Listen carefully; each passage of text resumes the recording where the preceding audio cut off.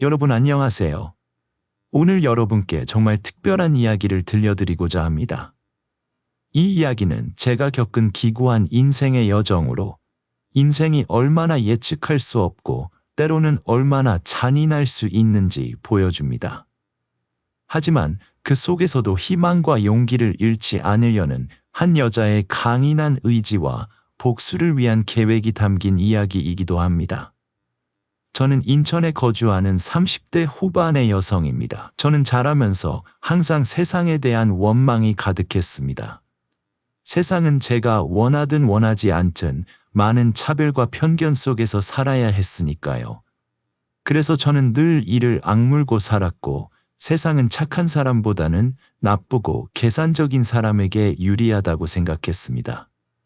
그러나 저에게 일어난 우연한 사건들이 저의 생각을 바꾸게 했습니다. 제 이야기가 또 다른 누군가의 생각을 변화시키길 바라며 오늘 제 사연을 나누고자 합니다.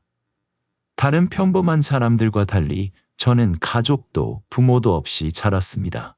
보육원에서 자란 탓에 어릴 적 저의 집은 보육원이었고 저는 늘 외톨이로 혼자였습니다. 내가 고아가 되고 싶어서 고아가 된 것도 아니었지만 사람들은 고아라는 이유로 저를 꺼리며 편견을 가지곤 했습니다. 그래서 저는 가족이 없다는 이유로 어릴 적부터 또래 아이들과 주변 어른들에게 무시와 차별을 받아야만 했습니다. 놀이 시간마다 친구들의 부모가 저를 꺼리며 따돌리곤 했습니다. 학교에서 반 친구들이 다 함께 모여 웃고 떠드는 동안 저는 늘 외톨이로 남겨지곤 했습니다. 어린 시절 마음 한구석에 깊이 박힌 그 상처들은 시간이 지나도 지워지지 않았습니다. 선생님조차도 저를 특별히 돌보지 않았고 언제나 차가운 눈길로 대하셨죠. 그런 환경 속에서 자라다 보니 저는 스스로를 지키는 법을 배워야만 했습니다. 그래서 저는 굳센 성격을 가지게 되었고 불의에 맞서서 당당히 싸우는 법을 익혔습니다. 어린 시절부터 가든 홀대와 무시를 당하며 살아왔지만 다행히도 저는 굳센 성격 덕분에 마냥 당하고만 살지는 않았습니다. 부모가 없는 나를 지켜줄 사람은 나밖에 없다는 생각에 저는 저 스스로를 지키려 노력했거든요. 그래서 저는 할 말은 해야 할 때 참지 않았고 불의에 맞서서 따지기도 하며 위축되지 않은 채 살아갈 수 있었습니다. 이런 저의 굳센 성격은 제가 어려운 상황에서도 포기하지 않게 만들어 주었습니다. 어디서든 기죽지 않는 성격 덕분에 제 환경과 상관없이 사람들과 잘 어울릴 수 있었던 저는 일찍이 장사를 시작하게 됐습니다. 보육원을 나와 동대문 새벽 시장을 다니며 옷을 떼어 팔기 시작했고 용기 있게 시작한 제 첫 사업이 잘 되어 어린 나이에 큰 돈을 만질 수 있었습니다. 어릴 적부터 보육원에서 지내며 내 집이나 내 것 하나 제대로 없이 지냈던 탓에 항상 미래에 대한 불안감이 있었던 저는 늘 저만의 공간을 갖길 바랐고 내 힘으로 마련한 번듯한 집을 갖는 것이 꿈이었습니다. 그래서 돈을 벌기 시작하면서 돈을 쓸 생각 없이 열심히 돈을 모으기 시작했습니다. 누구보다 아끼고 알뜰살뜰 살면서 돈을 모으다 보니 어린 나이에 일찍이 내 집 마련까지 할 수 있었죠. 그뿐만 아니라 번 돈을 적금과 투자에 넣어두다 보니 경제적으로 걱정 없는 삶을 살 수 있었습니다. 제 노력과 절약 덕분에 저는 안정된 경제적 기반을 마련할 수 있었습니다. 경제적으로 안정을 찾고 나니 조금 더 욕심이 생기기 시작했습니다. 어릴 적부터 저는 늘 내 가족, 내 가정에 대한 갈망이 있었거든요. 보육원에서 지내며 늘 외로웠던 저는 가족의 품에서 행복하게 자라는 또래 아이들이 부러웠고 그래서 빨리 결혼해 가정을 꾸리고 싶었습니다. 그렇게 저는 부지런히 연애하며 저와 함께 가정을 꾸릴 남편감을 찾아다니게 됐습니다. 그러다 지금의 남편을 만나게 되었어요. 가정적이고 배려심 넘치며 성실하기까지 한 남편과 저는 어느새 결혼을 약속하는 사이가 되었습니다. 이 사람이라면 좋은 부부, 좋은 부모가 될 수 있을 거라는 생각에 결혼을 결심하게 되었지만 우리의 결혼은 시작부터 순탄하지 않았습니다. 저도 늘 예상했던 일이 제 발목을 잡았거든요. 역시나 고아로 자란 제 배경이 걸림돌이 되었습니다. 시부모님은 고아인 저를 받아들이지 못하셨고 당연히 우리의 결혼을 반대하셨습니다. 고아라는 이유로 또다시 차별을 겪어야 하는 제 처지가 기엽도 답답하기도 했지만 당연히 결혼할 상대방의 집안에서 반대가 있을 거라고 생각했던 저는 비관하지 않고 어떻게든 그 상황을 헤쳐나가려고 노력했습니다. 처음에는 고아라는 이유로 반대하시더라도 제가 열심히 노력하고 두드리다 보면 언젠가 시부모님도 마음의 문을 여실 거라고 생각했거든요. 그래서 저는 시댁 식구들의 마음을 얻기 위해 끊임없이 노력했습니다. 물론 처음에는 모진 말을 들으며 문전박대를 당하는 일도 많았지만 저는 좌절하지 않고 꿋꿋이 버티며 계속 노력했습니다. 그러자 언젠가부터 조금씩 긍정적인 분위기가 생기기 시작했고 오랜 설득과 노력 끝에 정식으로 상견례 자리를 마련할 수 있었습니다. 이 모든 노력과 끈기 덕분에 결국 시부모님과의 관계도 개선될 수 있었습니다. 그렇게 상견례를 앞두게 된 저는 금방이라도 남편과 행복해질 수 있을 거라고 생각했습니다. 그러나 상견례 자리에서 시댁 식구들의 요구는 저를 깜짝 놀라게 했습니다. 저를 향한 그들의 태도는 분명히 나를 하대하고 있다는 느낌을 받았습니다. 특히 시어머니의 눈빛은 냉정하고 차가웠으며 시누이의 말투는 비꼬는 듯했습니다. 저를 무시하는 그들의 행동에 저는 참을 수 없는 분노를 느꼈습니다. 제가 아무리 숙이고 들어가는 결혼이라고 해도 이 정도로 바랄 수 있는지 정말 지나친 요구라고 생각이 들었습니다. 솔직히 말하면 우리는 아직도 내가 며느리감으로는 부족하다고 생각해. 하지만 노력하려는 모습이 예뻐서 받아들이기로 했어. 감사합니다. 어머님, 아버님, 앞으로 정말 잘하겠습니다. 그래, 당연히 잘해야지. 그래서 말인데 집은 네가 준비하는 거 맞지? 네가 돈은 좀 있잖니. 그리고 집뿐만 아니라 이번 기회에 너희 시아버지랑 시누이 차도 좀 바꿔주면 좋겠어. 국산 차 말고 외제차로. 우리도 체면이 있으니까. 맞아. 창정기가 우리 집에서 어떤 자식인데 귀한 아들을 결혼시키는데 그 정도는 당연히 받아야지. 그리고 올케 부탁인데 나도 가게 하나 차려주면 안 되겠니? 카페나 음식점 같은 걸로. 내가 옛날부터 장사해보는 게 꿈이었거든. 직장 그만두고 알아보는 중인데 아르바이트로는 가게 마련하기가 힘들어서. 올케는 돈 많으니까 그 정도는 할 수 있지 않겠어? 아, 그리고 결혼하면 우리 부모님께 매달 용돈도 좀 챙겨드려. 하나뿐인 시부모님을 위해 당연히 그 정도는 할 수 있지? 그리고 우리 집이랑 별채 하나 더 지어줘야겠어. 우리가 손님 맞이할 때 사용할 수 있도록 말이야. 별채에는 최신 가전제품도 다 갖춰주고 가구도 최고급으로 채워줘야 해. 그런 것쯤은 올케가 해줄 수 있지 않겠니? 또 결혼식 때 입을 한복도 네가 준비해. 우리 가족 모두에게 맞춰서 최고급 원단으로. 결혼식 사진 촬영도 외국 유명 사진사에게 맡겨줘. 우리는 체면을 중시하니까 이런 부분들은 올케가 책임져야 해. 시댁 식구들은 제가 고아라는 이유로 무리한 요구를 했습니다. 신혼집과 혼수는 기본이고 시아버지와 시누이의 외제차, 시누이의 가게까지 요구했습니다. 저를 며느리가 아닌 식모로 들이려는지 주말마다 집에 와서 일을 돕게 하려 했습니다. 어떻게든 부려먹으려 하는데 이건 거의 노예 계약이나 다름없다고 생각했습니다. 아무리 제가 고아라 아쉬운 처지라 해도 이건 아니다 싶었던 저는 결국 제 성격대로 시댁 식구들 앞에서 할 말을 했습니다. 반대하는 결혼을 저희가 밀어붙여서 하는 거니 웬만하면 참고 견디려고 했는데 이건 도저히 안 되겠네요. 결국 이렇게 하려고 결혼을 허락하신 건가요? 부모 없는 불쌍한 고아 며느리 데려다가 착취하려고요?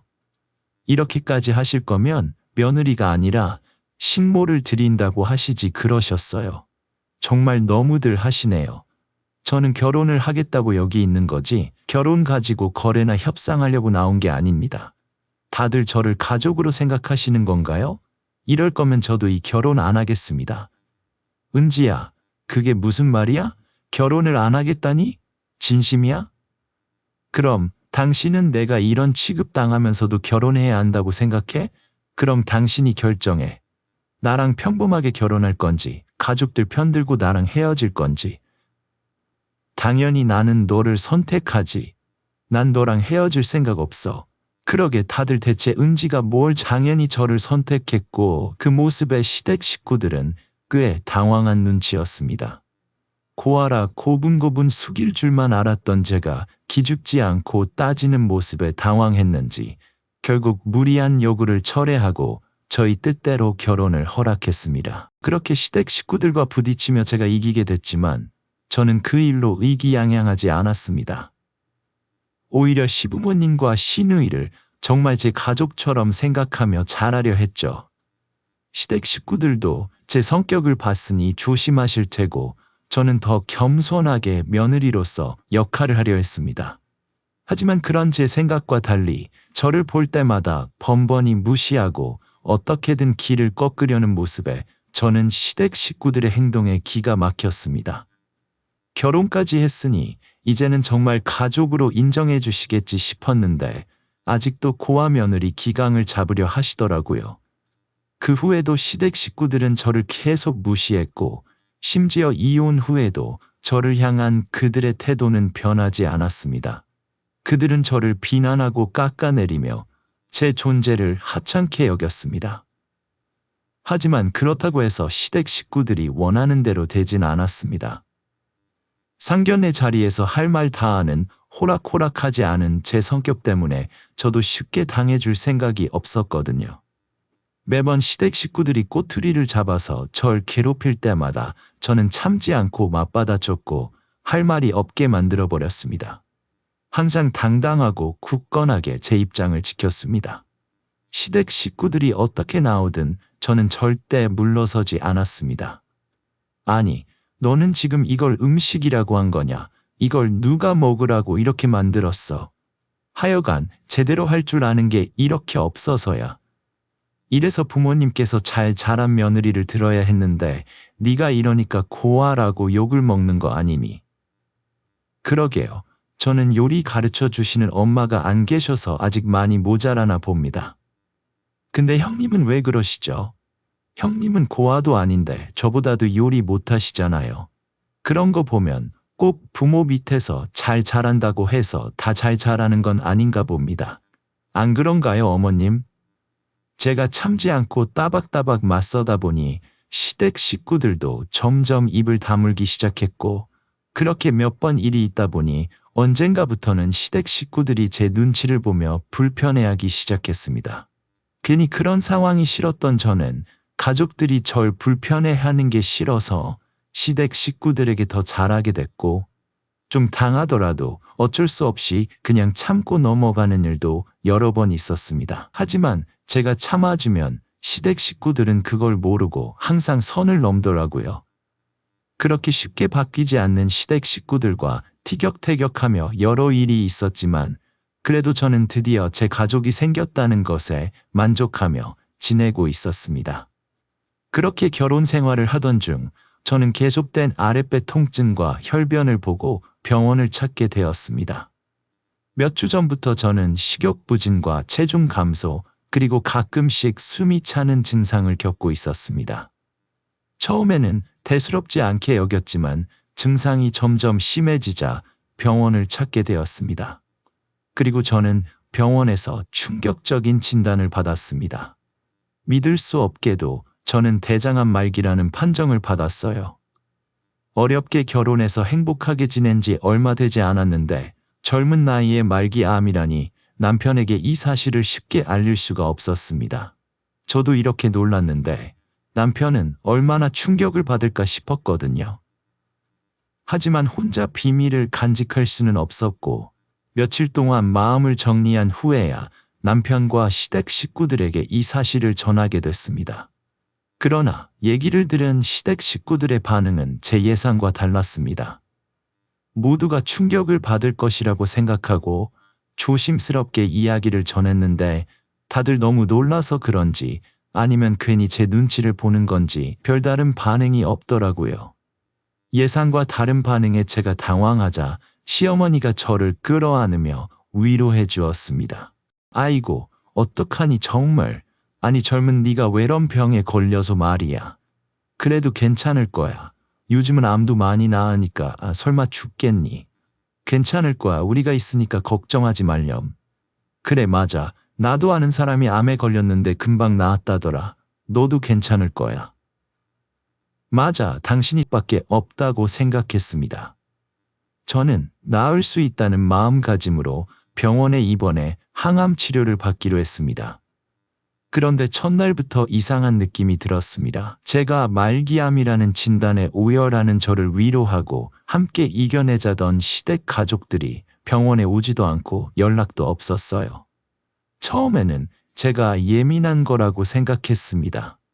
가족들도 각자의 생활이 있으니 제가 너무 제 위주로 생각하는 것은 아닐까 싶었죠. 저녁 시간이 되면 여유가 생겨서 제게 찾아오거나 연락할 거라고 생각했어요. 그래서 마음을 가라앉히고 시댁 가족들을 기다리고 있었지만 도저히 마음이 진정되지 않고 이상한 생각이 들기 시작했습니다. 제 눈앞에서 거슬리는 행동을 하는 남편 때문에 말이죠. 입원 관련으로 오후 반차를 냈다는 남편은 제가 입원하자마자 병원을 나가고 싶다는 마음을 온몸으로 표현하고 있었습니다. 제 곁에 앉아 있으면 좋겠지만 남편은 몸을 가만히 두지 못하고 병실 안을 돌아다니는 겁니다. 남편이 저보다 더 긴장하고 불안해서 안절부절 못하는 거라고 생각할 수 있었지만 남편의 행동은 저에게 너무 무관심하게 느껴졌습니다. 제가 그렇게 걱정된다고 했던 사람이 말이죠.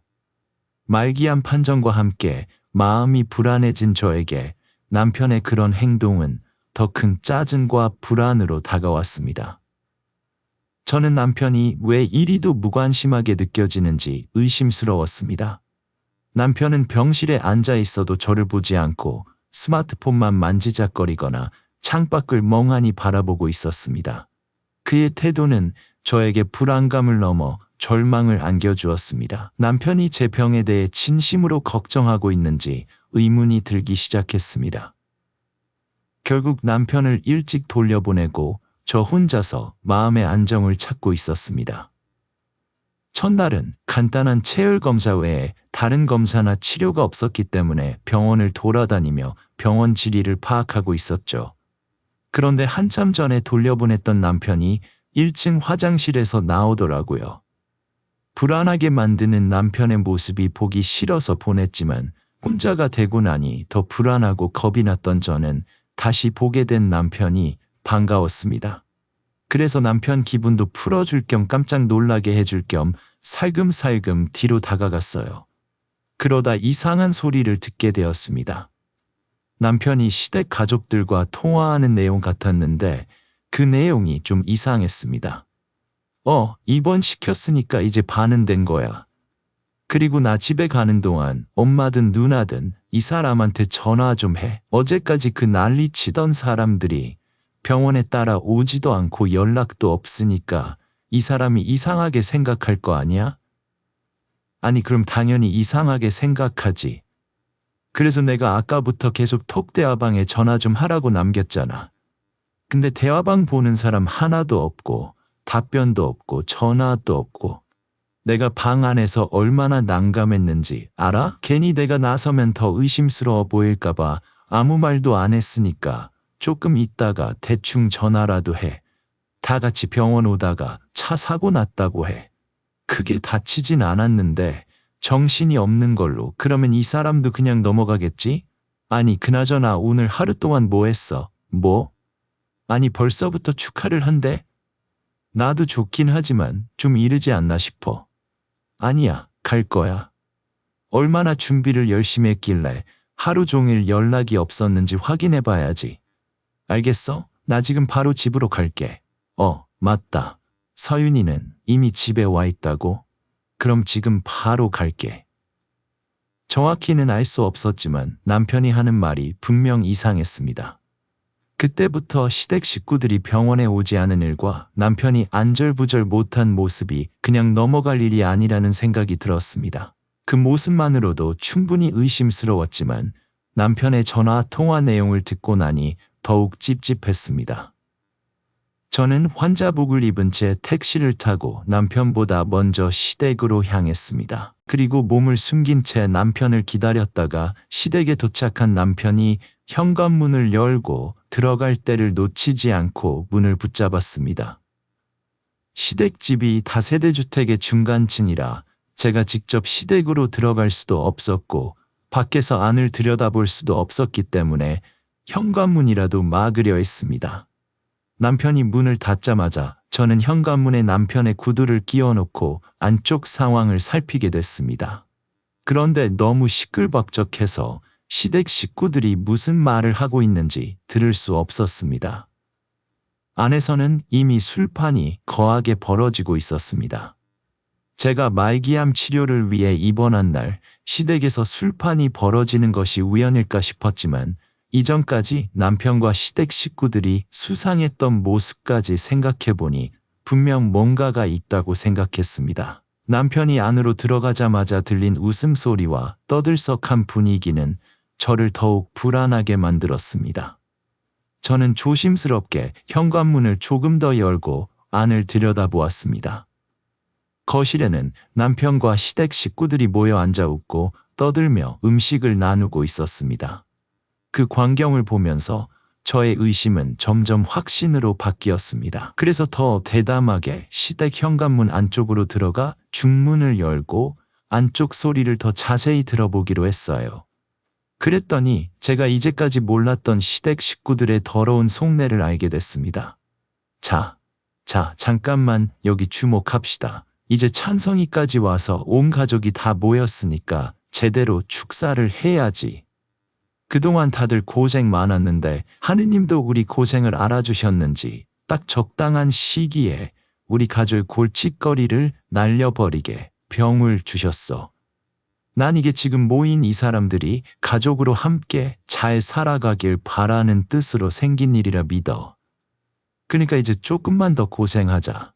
조금만 더 고생하고 들키지만 않으면 길게는 1년 짧으면 6개월 정도 뒤에 여기 있는 사람들 모두 한몫 단단히 잡을 수 있을 테니까. 나랑 당신 그리고 창이 끝까지 나를 계합해서 좋은 가족인 척 위하는 척 하면서 노력하고 창승이랑 서윤이는 지금처럼 방심하지 말고 증거 남기지 말고 들키지 않은 채로 잘 사귀다 결혼까지 하는 거야. 다들 할 수 있겠지? 아, 당연하지. 엄마 그걸 말이라고 해? 나 역시 걔 비 맞춰주는 거야. 속은 뒤집히겠지만 그거 조금만 참으면 돈이 얼마나 쏟아지는데 그걸 시급으로 바꾸면 돈이 얼만데. 왜 못해? 난 1년이든 2년이든 할 수 있어. 우리 창희가 의욕이 넘치는 걸 보니 다른 가족들은 대답 안 들어도 되겠다. 근데 찬성이랑 서윤이 너네는 정말 조심해야 해. 특히 찬성이 너. 병원에 있다가 휴대폰 관리 잘못해서 서윤이 만나는 거 즐기지 말고 서윤이 창석이가 좀 보고 싶더라. 연락 오기 전에는 먼저 연락하는 거 자제하고 또 창승이 번호로 연락 와도 아무렇게나 받지 말아라. 혹시 은지가 눈치채고 전화한 걸 수도 있으니까 전화 받을 땐 상호적인 관계인 것처럼 말해. 알겠지? 또한 집안에서 행동할 때도 늘 경계해야 해. 은지가 갑자기 집에 들이닥칠 수도 있으니까 항상 문을 잠그고 외부 사람들 앞에선 아무렇지 않은 척 해야 해. 우리가 무슨 일인지 들키면 모든 계획이 물거품이 될 테니까. 서윤이는 창승이랑 데이트할 때도 주의하고 SNS에 올리는 사진도 신중하게 올려. 혹시라도 은지가 뭔가 이상한 낌새를 채면 바로 행동에 들어가서 증거를 없애야 해. 다들 명심해. 방심은 금물이야. 네, 저도 그 여자 장내 찌를 때까지 조심하려고 해요. 그래야 주변 사람들이 수군대지 않죠. 그래, 그런 생각으로 지내야 해. 우리 가족 모두 서윤이 생각처럼 나를 깨죽고 그 돈이 우리 돈이 됐을 때까지 아주 빈틈없이 행동해야 한다고. 다들 알겠지? 그럼 끝까지 열심히 하자는 의미로 건배하자. 자, 그럼 우리 며느리가 빨리 세상 떠나길 바라며 또 우리 가족 모두 부자 되길 바라며 건배, 건배. 드디어 해냈다. 오늘 우리 가족 마시고 다 죽자. 혹시나 싶었던 술자리는 역시나 말기암에 걸린 저 때문에 벌어진 자리였어요. 가족이라고 생각했던 시댁 가족들이 말기암에 걸린 제가 죽고 제 재산이 자기들이 될 거라고 생각해버린 축하 자리였죠. 그들은 저의 상태를 비웃듯이 저의 죽음을 기뻐하며 술잔을 들고 있었습니다. 그들의 얼굴에는 전혀 슬픔이나 걱정이 보이지 않았고 오히려 환하게 웃고 있었습니다. 아무리 성향이 맞지 않고 제가 고아라는 이유로 서로 티격태격하는 일이 많았다고 하지만 어떻게 가족이 이럴 수 있나 싶었습니다. 그들의 냉혹한 태도에 저는 믿기지 않았습니다. 그런데 시댁 가족들에 대한 충격보다 더 큰 충격이 있었어요. 바로 남편이었죠. 남편이 그 자리에서 웃고 즐기며 술을 먹고 있다는 것만으로도 충격적이었지만 그보다 더 충격적이었던 건 옆자리에 있는 여자의 정체 때문이었습니다. 그녀는 남편의 애인으로 보였고 그동안 남편이 저 몰래 바람을 피우고 있던 것 같았습니다. 저는 그 장면을 목격하면서 온몸이 얼어붙는 듯한 기분을 느꼈습니다. 그런데 더 끔찍한 건 시댁 가족들이 그걸 알고 있고 응원까지 하는 모습이었습니다. 그들은 마치 제가 없어진 후의 삶을 미리 축하하는 듯 보였습니다. 그들의 웃음소리와 건배 소리에 저는 참을 수 없는 분노가 치밀어 올랐습니다. 정말 오랜만에 이 세상에 혼자인 느낌을 다시 받게 됐어요. 시댁 가족들은 그렇다고 쳐도 남편까지 절 배신한 걸 알게 되니 철저하게 혼자가 된 느낌이었죠. 거기다 어렸을 땐 가족에게 버려지고 이번엔 내 가족이라고 생각한 사람들에게 배신당한 걸로도 충분하다 싶었는데 곧 죽을 말기암까지 걸렸다고 생각하니 세상 억울했습니다. 도대체 내가 무슨 잘못이 있어서 세상은 이렇게 저에게 잔인한 건지 싶더라고요. 저는 그동안 겪었던 모든 고통과 상처가 한꺼번에 떠오르며 깊은 절망감에 빠져들었습니다. 세상을 향한 남편과 시댁 가족들을 향한 분노가 차오르기 시작했습니다. 할 수만 있다면 세상을 부수고 싶었어요. 그들의 냉혹한 태도와 배신이 저를 완전히 무너뜨렸습니다. 그러나 제게 그런 능력은 없었으니 저는 이 감정을 느끼게 만든 장본인들에게 복수를 하고자 했습니다. 어차피 곧 죽을 목숨, 얼마 남지 않은 시간을 복수하는데 전부 쓰고자 했죠. 시댁집 문을 열고 뛰어들어가고 싶었지만 참기로 했어요. 제 복수가 겨우 술자리를 뒤집는 걸로 끝나면 안 된다고 생각했으니까요. 저에게는 아직 복수할 시간이 남아 있었고 그들에게 철저한 대가를 치르게 할 계획을 세우기 시작했습니다. 복수는 차가운 마음으로 치밀하게 계획해야 했습니다. 저는 그들의 모든 비밀과 약점을 파헤쳐 철저히 무너뜨리겠다고 결심했습니다. 그들이 저에게 준 고통을 2배로 돌려줄 생각을 하니 오히려 마음이 차분해졌습니다. 앞으로의 시간은 복수를 위한 준비 기간이 될 것이고 저는 그들을 괴롭히기 위해 모든 수단을 동원할 것입니다.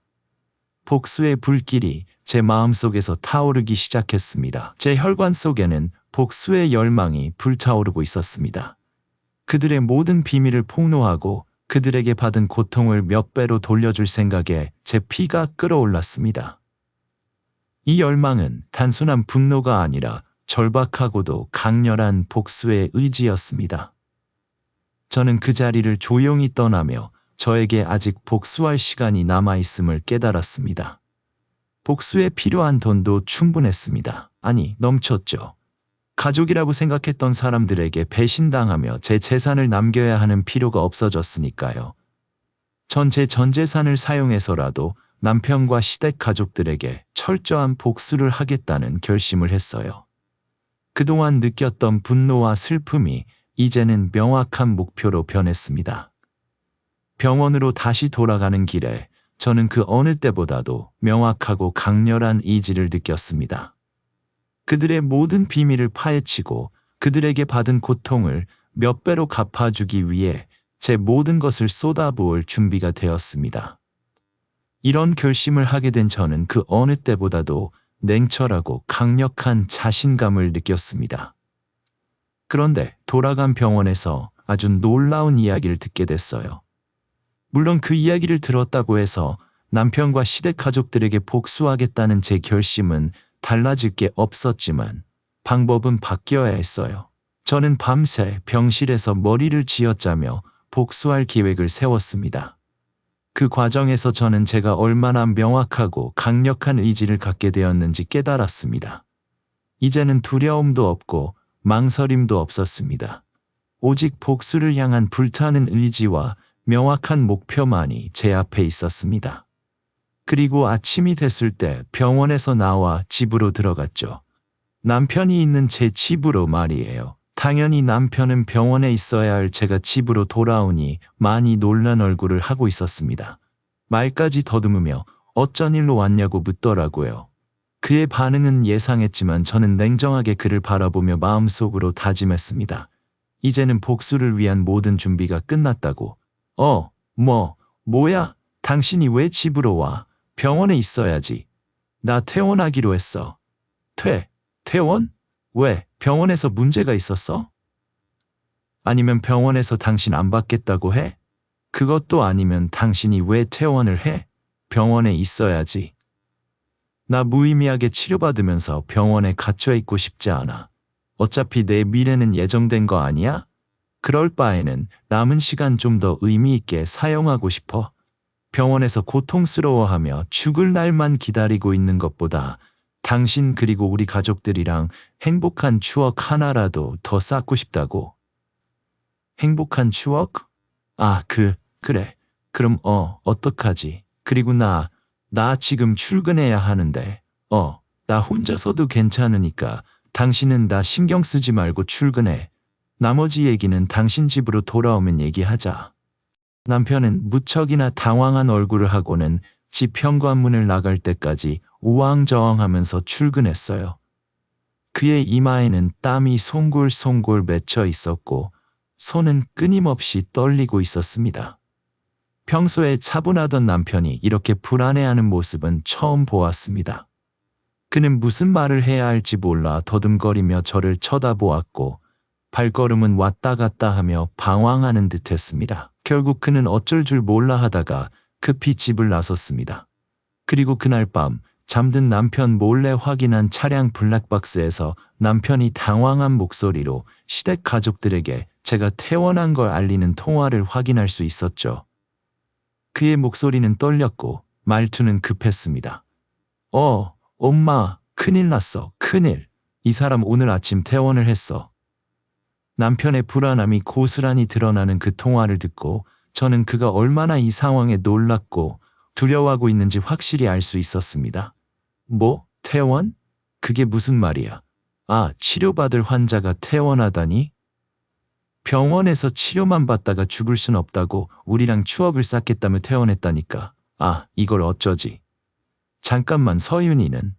너 서윤이는 어떻게 했어? 서윤이 어제 나랑 집으로 안 가고 자기 집으로 갔어. 아유, 다행이다. 근데 걔는 왜 갑자기 마음을 바꿔서 퇴원했대? 괜히 우리만 더 불편하게. 잠깐만. 근데 생각해보면 더 잘된 일이야. 잘됐니? 그게 무슨 말이야? 우리가 더 귀찮아진 거잖아. 평소에도 조심해야 하고. 그렇긴 한데 걔가 치유를 안 받으면 더 일찍 죽고 우리 계획이 더 빨리 성공하는 거 아니야? 그러니까 오히려 더 잘된 거지. 뭐든 빨리 해치우는 게 낫지 않겠니? 조심해야 하는 거 똑같은데 짧고 그렇게 고생하는 게 낫지. 크게 걱정할 것도 없고. 어제 말한 것처럼 조심하면 돼. 알겠지? 시어머니는 제가 가족들의 속셈을 모른다고 생각하고 있어서 제가 퇴원했다고 해도 큰 걱정이 없어 보였습니다. 덕분에 저는 더 마음 편히 제가 세운 계획을 실행할 수 있었죠.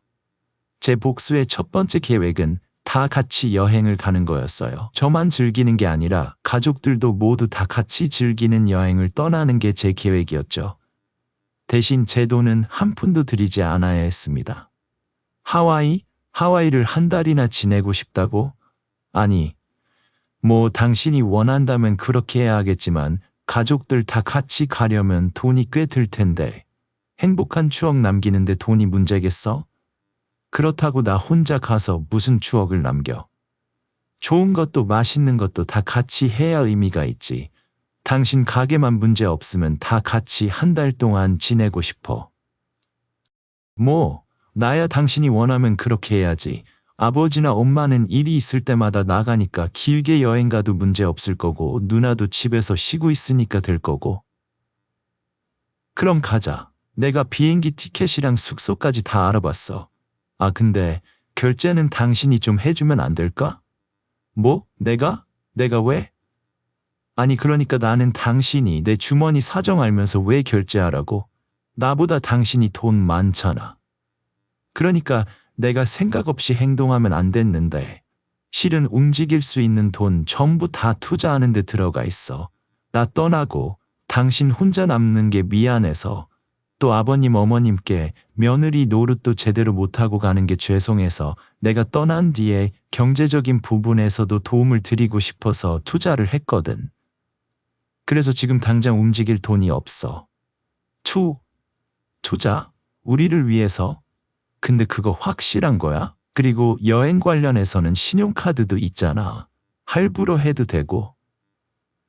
투자는 확실하지. 당신 나 어떤 사람인지 잘 알잖아. 돈 10원이라도 아무데나 주지 않는 거. 그리고 신용카드도 결국 다음 달 결제 대금이 필요하고 밀리면 이자도 붙고 그러니까 우선 당신이 부담해 주라는 거지. 아, 뭐 그래 얼만데? 남편은 제가 투자했다는 돈이 다시 자신에게 또 가족들에게 돌아올 생각을 했는지 혼자서 계산을 마치고 제게 여행 경비를 부담하겠다고 했어요. 하지만 물가가 한두 푼 비싼 하와이가 아니었고 여행 가는 사람만 해도 5명이라 비용이 만만치 않았습니다. 게다가 저는 숙소도 제법 좋은 곳으로 구했기 때문에 가격이 상당했습니다. 우리가 머무르게 된 리조트는 바다 전망의 럭셔리한 스위트룸이었고 각종 편의시설이 완벽히 갖추어져 있었습니다. 하루 숙박비만 해도 엄청난 금액이었죠. 결국 그 돈은 남편과 시누이가 나눠서 신용카드로 부담했어요. 그들이 생각했던 것보다 훨씬 큰 금액이었지만 그들은 이를 감수하고 결제했습니다. 그리고 하와이에 가서도 남편과 시댁 가족들의 카드로 제가 흥청망청 생활했죠. 고급 레스토랑에서 매일 저녁을 먹고 명품 매장을 돌며 비싼 옷과 액세서리를 사들였습니다. 스파와 마사지, 각종 액티비티까지 모든 것을 최고급으로 즐겼습니다. 제가 소비하는 모든 것은 복수를 위한 것이었어요. 그들이 제 돈을 기대하며 벌인 여행에서 오히려 그들의 돈을 탕진하게 만들 생각이었습니다. 남편의 카드로 결제할 때마다 느껴지는 쾌감은 말로 표현할 수 없었습니다. 그들은 제가 이렇게까지 할 줄 몰랐겠지만 저는 그들에게 철저히 복수하고 있었습니다. 뭐야, 밥값이 왜 이렇게 많이 나왔어? 여기 그렇게 안 비싸다고 하지 않았어? 해산물 레스토랑 치고는 가격이 싼 거지. 그리고 여기 하와이야. 당신도 이제 며칠 생활했으면 알 때 되지 않았어? 아니, 아까 당신이 우리 요트 체험에 워터제트백하고는 앞으로 돈 좀 아끼겠다고 했잖아. 근데 그 말하고 몇 시간이나 지났다고 밥 먹는데 500 몇 달러를 써. 이 돈이면 한국 돈으로 70만 원이야. 하와이잖아. 거기다 사람이 몇인데 그래? 또 먹을 땐 잘 먹어놓고 왜 이래? 그리고 내가 나중에 여기서 쓴 돈 주면 될 거 아니야. 당신 돈이라고 생각하지 말고 나 대신 낸다고 생각해. 아니, 누가 내고 안 내고를 떠나서 하루에 쓰는 돈이. 아유, 찬성이 너 왜 그래? 다들 맛있게 잘 먹었으면 된 거지. 그리고 나리가 준다고 하잖아. 또 안 준다고 하면 뭐 어때? 가족끼리 맛있는 거 먹고 즐거운 시간 보냈으면 됐지. 내가 말했지? 이번 여행에서는 무조건 우리 나리 원하는 대로 해주자고. 근데 너야말로 여행 온 지 얼마나 됐다고 그 중요한 걸 까먹어. 엄마, 오늘 내 카드로 쓴 돈이 얼마인 줄 알아? 오늘만 쓴 돈이 한 달 생활비의 절반을 넘어. 그리고 엄마도 며칠 전에 엄마 카드 썼다가 돈 많이 나왔다고 짜증냈잖아. 무슨 소리 하는 거야? 나의 오해하게. 아니, 난 그 식당이 형편없는데 돈을 많이 받으니까 짜증냈던 거지. 어쨌든 그만해라. 여기선 돈 생각하지 말고 즐기는 걸로 해. 남편과 시댁 식구들은 쌓여가는 결제 금액을 보며 얼굴이 붉어지고 부르르 떨렸지만 그때마다 서로가 서로를 진정시키며 상황을 받아들였어요. 아무리 많은 금액을 썼어도 제가 죽고 난 뒤에 받을 돈을 생각하면 손해라고 생각할 수 없었으니 참을 수밖에 없었던 거죠. 그리고 이 모든 건 저 혼자만의 즐거움이 아니라 가족 모두 함께 즐기는 경험이었으니 남편이나 시댁 식구들 입장에서는 절 붙잡고 뭐라고 할 말이 더 없었어요. 결국 저는 제 돈은 한 푼도 쓰지 않으면서 호화로운 생활을 누렸어요. 하와이의 최고급 해산물 레스토랑에서 진기한 요리를 맛보고 전세 요트로 바다를 누비며 최고의 스파에서 전신 마사지를 받았어요. 또한 명품 매장에서 값비싼 쇼핑을 즐기며 그동안 갈망했던 모든 것을 손에 넣었죠. 이 모든 소비는 그저 사치스러운 즐거움이 아니었어요. 이는 그들이 제 돈을 기대하며 즐기려던 여행에서 오히려 그들의 돈을 탕진하게 만들겠다는 저의 계획이었어요. 남편의 카드로 결제할 때마다 느껴지는 그 짜릿한 쾌감은 그 무엇과도 비교할 수 없는 기쁨이었어요. 그러다 때가 된 것 같아 두 번째 계획을 실행했죠. 뭐야? 누구 비명이야? 엄마 올케인 것 같은데. 드디어 애가 쓰러졌나 보다. 그러게 내가 무리하는데 일부러 놔둔 보람이 있네. 어서 가보. 나리야, 너 괜찮은 거니? 소리를 지른 애가 왜 서 있니? 올케 괜찮은 거야? 어머니 형님, 됐어요. 뭐가 됐다는 거냐? 갑자기 소리를 지를 일이 뭐가 있다고.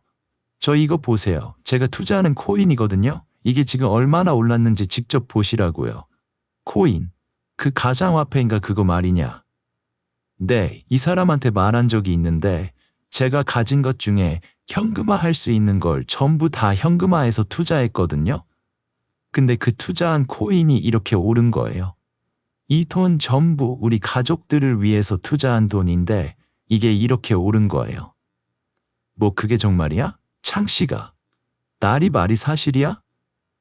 나도 듣긴 들었는데 어디에다가 투어 있는지는 잘 몰랐어. 야, 근데 이거 진짜야? 그리고 많이 오른 거면 지금 팔아야 하는 거 아니야? 코인은 확 오르고 확 떨어진다고 하던데. 내가 말했지. 나 아무데나 돈 넣는 사람 아니라고. 이 코인 더 올라. 여기서 3배는 더 오른다고. 당신이 그걸 어떻게 확신해? 내가 내 돈 들여서 고급 정보 얻은 거니까. 사실 내가 코인에 대해서 뭘 알겠어. 근데 우연히 코인 시장을 조작하는 세력 중 한 명을 알게 됐거든. 그 사람한테 정보 비용, 주스 인센티브 주는 걸로 여기 코인이 얼마까지 오를 거라는 정보를 얻은 거야. 그리고 그 사람이 말한 대로 그래프가 움직이고 있고. 창승아, 얘가 지금 무슨 말하는 거야? 이게 말이 되는 거니? 얘가 말한 게 있어? 나도 잘은 모르죠. 근데 코인도 주식이랑 비슷해서. 여보, 이거 진짜란 말이지. 이거 안 보여? 여기 빨간색 그래프, 빨간색 내 수익률 안 보이냐고. 그러네. 아니, 캡처나 그런 게 아니네. 진짜네. 어머, 그럼 우리 부자 된 거니? 완전히 돈방석에 앉은 거야, 어머. 제가 드디어 쓰러진 건가 싶어 급히 달려온 시댁 가족들은 뜻밖의 소식을 듣고 기쁨을 주체 못하고 방 안을 방방 뛰어다니기 시작했어요. 마치 자전거를 타고 대회에서 우승한 아이처럼 그들은 기쁨을 숨길 수 없었죠. 의자에 앉아있던 시어머니는 얼굴에 넉넉한 미소를 띠며 눈물이 글썽거렸고, 시아버지는 격하게 팔을 휘저으며 젊은 시절의 기분을 만끽하고 있었습니다. 심지어 남편도 처음에는 냉소적인 시선으로 휴대폰 화면을 바라보았지만 상황이 확실해지자 감격의 눈물이 흐르기 시작했습니다. 그의 목소리는 감정이 담겨 흔들렸고 기쁨이 뚜렷하게 드러났습니다. 그들을 보며 저도 기뻤습니다. 이제 제 계획이 순조롭게 진행될 것이라는 확신이 생겼기 때문이죠. 저는 이 기회를 완벽하게 활용하고 싶었기에 그들의 욕심과 기쁨을 최대한 이용하기로 했습니다. 하지만 이 상황을 망칠 수도 없었기에 차분하게 기다리며 적절한 순간을 고대했습니다. 그들이 먼저 다가와서 제가 계획한 함정에 스스로 빠지도록 유도할 때까지 상황을 더욱 조심스럽게 다루어야 했습니다. 얼마 지나지 않아 제 예상대로 욕심이 가득한 가족들은 저에게 먼저 다가왔습니다. 그들의 얼굴은 기대와 탐욕으로 가득 차 있었고 각자의 입에서 나오는 말들은 마치 긴장된 경기를 기다리는 팬들처럼 설레임이 묻어났습니다. 제가 이번에 완벽하게 그들의 욕심을 이용할 기회를 가져줬다는 확신이 들었고 이 기회를 통해 그들의 진정한 모습을 드러내기 위한 다음 단계로 나아가게 될 것이라 생각했습니다. 은지야, 몸은 좀 괜찮니? 아니, 난 날씨가 좋아도 바다가 예뻐도 네 걱정에 즐기지 못하고 계속 너만 신경이 쓰이는구나. 어때? 아프진 않서? 네, 어머님. 즐거운 시간 보내고 있어서 그런지 몸 상태는 좋아요. 근데 무슨 하실 말씀 있으세요? 그러니까. 당신은 얘 괜히 신경 쓰이게. 말을 왜 끌어? 내가 대신 얘기할게. 은지야, 너 투자한 코인 말이다. 그거 3배 더 오르는 거 확실하니? 내 말대로 오르기만 한다면 우리가 투자를 좀 하고 싶어서. 우리는 3배까지도 바라지 않아요. 딱 2배. 2배 오르면 뺄 거야. 그러니까 욕심냈다가 돈 잃었다고 너 원망하는 일은 없을 거다. 아버님, 어머님께서 투자를 하신다고요? 옳게. 실은 나도. 여보, 나도. 어머, 다들 어디에 있다가 솔직히 오른다는 건 자신 있게 말할 수 있어요. 근데 정말 딱 욕심 안 내고 빼실 수 있겠어요? 그럼 당연하지. 우리 가족 중에 너 원망할 사람 없다. 네가 돈 넣으라고 한 것도 아니고 우리가 넣겠다고 한 건데. 그냥 무슨 코인에 넣었는지 그 화면만 다시 보여줘라. 넣고 말고는 우리가 다 책임질 테니. 근데 언제까지 오르는 거니? 처음에 보여드린 곳은 다른 사람도 냄새 맡고 많이들 붙어서 위험하고요. 그래서 정보 준 사람이 다른 곳도 알려줬거든요. 저 여기 이 코인에 넣었으니까 여기 넣으시면 될 거예요. 여기는 지금 가격에 4배 딱 오르고 세력이 뺀다고 하거든요. 그러니까 수익은 알아서들 판단하시고 4배 되기 전에 빼세요. 화면 보이시죠? 이 코인이에요.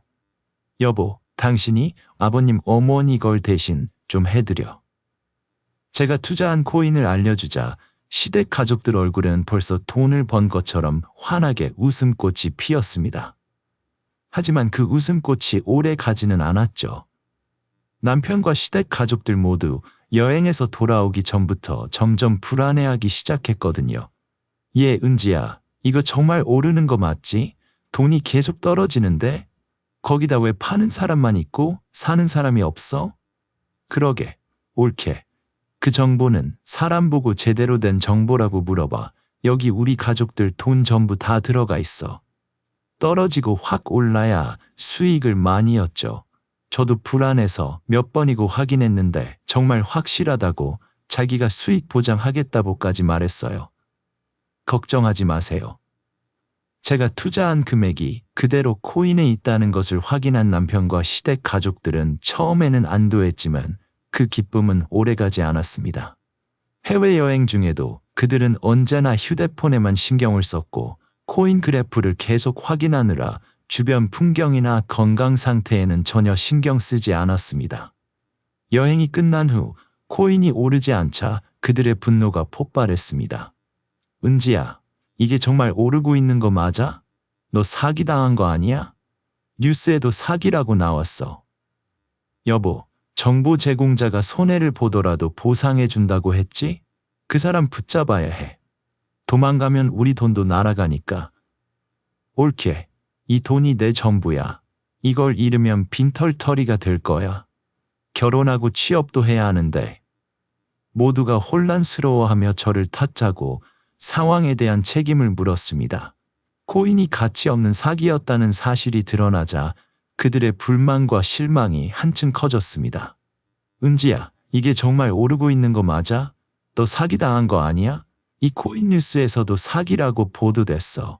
사업 설명회인가 투자총회에서 나이 든 사람들을 속이는 코인이라고 하던데 확실한 거야. 여보, 그 정보 제공자가 손해를 보더라도 보상해준다고 했지? 우선 그 사람을 붙잡아야 해. 그 사람이 도망가면 우리 가족의 돈도 다 날아버려. 당신 돈도 마찬가지야. 옳게, 이 돈이 내 재산 전부야. 퇴직금 다 쏟았는데 이걸 잃으면 완전히 빈털터리 될 거야. 나도 결혼하고 취업을 위해 공부도 해야 하고 외출도 해야 해. 모두가 난리가 났습니다. 투자한 코인이 사기꾼이 만든 가치 없는 코인이라는 사실이 드러나자 그들은 제 계획도 이제 끝내야 하고 코인에 대해 밝혀야 했죠. 제 계획이 성공적으로 끝나는 것을 원했으니까요. 코인 사기 때문에 인생이 끝난 것도 아닌데 왜 이렇게 떠들어대는 거야? 뭐? 너 지금 무슨 말을 하고 있어? 우리가 얘기하는 걸 못 들었어? 우리 돈이 너 때문에 이렇게 됐다고. 그런데 너는 떠들기만 해? 어떻게 책임질 건데? 너 때문에 돈이 날아갔는데 어떻게 책임질 거야? 내가 책임을 져야 할 이유가 없잖아. 내가 책임을 져야 한다는 증거도 없어. 뭐? 그게 무슨 말이야? 책임이 없다니? 증거가 없다니. 애초에 내가 코인을 산 적이 없으니까 네가 코인으로 수익을 올려서 어디에 투자하라고 했다는 말 자체가 성립이 안 되는 거야. 무슨 말인지 모르겠지? 내 휴대폰을 봐봐. 여기에 당신들이 투자한 코인이 엄청나게 올라 있지? 그런데 당신들 앱에서는 코인이 계속 떨어지고 있어. 이건 가짜 앱이야. 쉽게 말해 조작된 거야. 내가 수익을 본 적도 없고 정보를 얻기 위해 비용을 지불한 적도 없으며 코인에 투자한 적도 없어. 당신들은 전부 나에게 속은 거야. 뭐? 그게 진짜야? 그러니까 이 휴대폰에서 코인 가격이 올라가고 있네. 어떻게 더 올려드릴까요? 원하는 가격이 얼마인데요?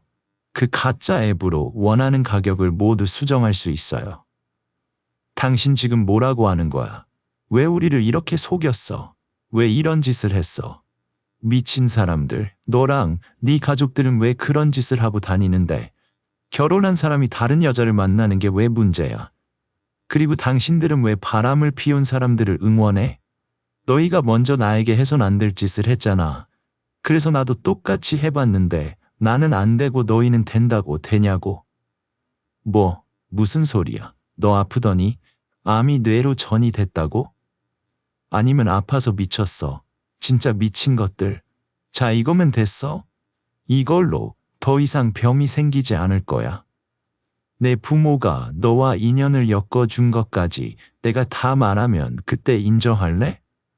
너희가 여행 간다고 코인 그래프만 보고 있을 때 나는 정말 열심히 너희를 조사했어. 하와이에서는 내가 한국에 있는 사람을 시켜서 너희가 무슨 짓을 했는지 다 알아냈어. 그러니까 그만해. 그리고 나는 암 환자가 아니야. 뇌로 암이 전이 된다는 말은 말도 안 돼. 뭐, 암이 아니라니?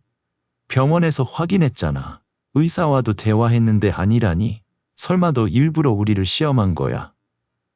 내가 너희를 시험할 정도로 믿지 않았으면 이렇게 큰 상처를 받지 않았겠지. 나중에 알았어. 너와 네 가족들이 너무 이상하다고 생각해서 쫓아갔는데 너희가 나를 가족으로 생각하지도 않고 남편이 바람을 피우고 있다는 걸 알게 된 그날 내가 입원했던 날, 너희가 출판을 버리고 한 이야기 듣고 병원에 돌아갔는데 의사가 내 병실로 와서 죄송하다고 하더라고. 환자 파일을 호출하는 중에 실수가 있었다고. 내가 암이 아니래. 입원할 때 체한계 이상해서 확인했더니 그제야 잘못된 걸 알게 된 거지. 그게 무슨 말도 안 되는. 말도 안 된다고 하는 게 내가 말해야 하는 문제 아닌가? 내 건강은 너희랑 상관없잖아. 그렇지? 아니야. 너희는 내가 죽어서 부자가 될 거라고 신나했지?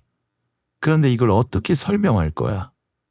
나는 건강한데 변비 때문에 아랫배 통증과 혈변이 있었지만 물 많이 마시고 운동 열심히 하면 된다고 했잖아. 그럼 다 알고 이런 짓을 했다는 말이야. 우리를 엿먹이려고 이렇게 한 거야. 그냥 이혼하면 됐잖아. 그때 이혼했으면 우리에게 이런 피해를 주지 않았을 거 아니야. 당신이 피해 본 게 뭐가 있다고 우리한테. 와, 이 뻔뻔한 놈 좀 봐라. 야, 내가 왜 피해를 안 본다고? 사람한테 받은 상처가 얼마나 아프고 지워지지 않는 상처인데 나 너랑 네 가족들 때문에 다시는 사람을 못 믿게 됐어. 너 같은 놈 때문에 내가 또 사람을 경계하게 됐다고. 네가 이런 말을 하는 걸 보니까 내가 복수를 잘했다고 생각이 드는구나. 내가 여기서 너를 불안하게 만들 말을 하나 해줄까? 너랑 너희 가족들 다음 달 카드값 어떻게 할래? 너 카드 한도 초과된 것도 있지 않니? 게다가 네 누나란 여자는 백수의 코인 투자로 돈을 날려서 갚을 능력도 없잖아. 너나 내 부모도 마찬가지고. 너 그러면 네가 다 이걸 계획하고. 그래, 맞아. 이거 놀랐지. 모두가 같이 쓴 카드로 너와 내 가족들이 감당하기 힘든 카드값을 만든 다음에 코인으로 가지고 있는 돈 전부 날리게 만드는 거야. 그리고 이것까지 너한테 전해주면 내 복수의 마지막 점을 찍는 거지. 그걸 펴봐. 어차피 곧 알게 될 일이지만 한 번에 맞아야 충격이 덜하지 않겠어? 이거? 이혼 서류. 봐봐, 충격이 덜하지? 넌 다른 여자랑 바람 피우고 난 복수한다고 너희 가족들 돈 다 날렸는데 이 정도 했으면 이혼해야지. 근데 너 재산 분할 이런 허튼 생각하지 마라. 우리 결혼한 지 3년도 안 됐어. 게다가 네가 내 재산 기여도에 뭘 기여했겠어? 까먹으면 까먹었지. 난 이미 변호사를 만나서 준비 다 끝냈으니까 괜히 법정 다툼한다고 시간 끌지 말고 재판장 가서 죄송하다고만 해. 바람 피우다 이혼당하는 거면 죄송하다고 해야지, 안 그래? 그리고 나머지 우리 버러지 같은 가족들. 혹시 코인이 뭐라고 생각하지 마세요. 다들 무슨 코인 샀는지 뉴스 봤다면서요. 그거 노인들을 먹으려고 만든 코인이라 절대 안 오릅니다. 내가 진짜 고르고 고른 코인이라 계속 떨어지기만 할 거라고요. 그러니까 괜한 기대하지 말고 좋은 며느리 뒤통수 친 걸 후회하세요. 아시겠죠? 제게 완전히 당했다고 생각한 시댁 식구들은 아무 말도 못했습니다. 그리고 몇몇은 정말 코인이 회복 가능성이 없는지 확인한다고 휴대폰을 보느라 정신이 없었죠. 남편만 분해했는데 지가 분하면 어쩌겠어요? 자기들이 잘못하고 자기들이 속아 넘어가 당한 건데 그렇게 그날 제 복수를 남편과 시댁 가족들에게 밝히는 것과 동시에 이혼 소송을 하게 됐습니다.